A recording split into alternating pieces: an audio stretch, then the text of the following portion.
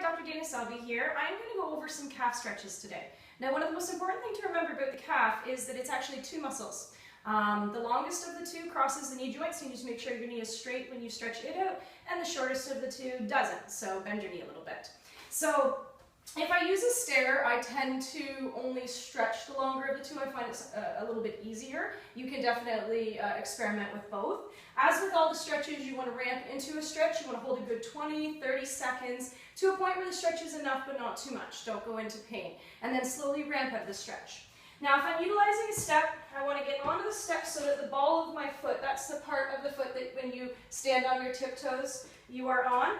And you want to make sure that there's a good part of your foot on the step, but most of it will be off of it. And then let yourself start to sink down into this stretch, really allowing your heels to drop down, okay?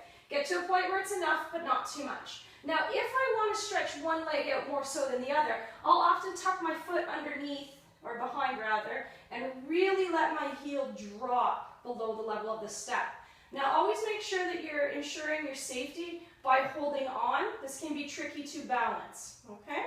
So that's an effective way to utilize a step. If I am going to utilize the wall to stretch out my calf, I have a couple of options. A good option is to get yourself against the wall, stabilize yourself with your hands. Now make sure that your front knee stays over the ankle. Don't let it go in front of the ankle. My back foot is the calf muscle, as it were, that I'm going to be stretching. So glue your heel into the floor and let yourself start to lean into the wall. Now you can see my knee is straight, and I'm really feeling the stretch through the bulk of the calf muscle.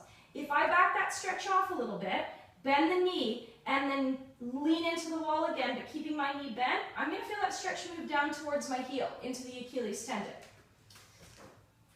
If that's not as effective, there's also an alternate way in which you can utilize the wall, where you get your foot as vertically oriented as your ankle will allow onto the wall. Now give yourself some distance apart between your 2 points of contact so you're not on a balance beam. And from here, I'm going to lean into the wall, keeping my shoulders right over my hips. Again, my knee is straight.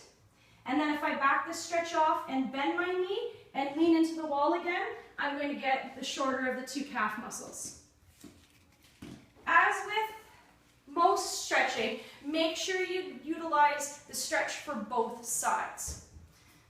For more information, please visit our website, www.activechoice.ca.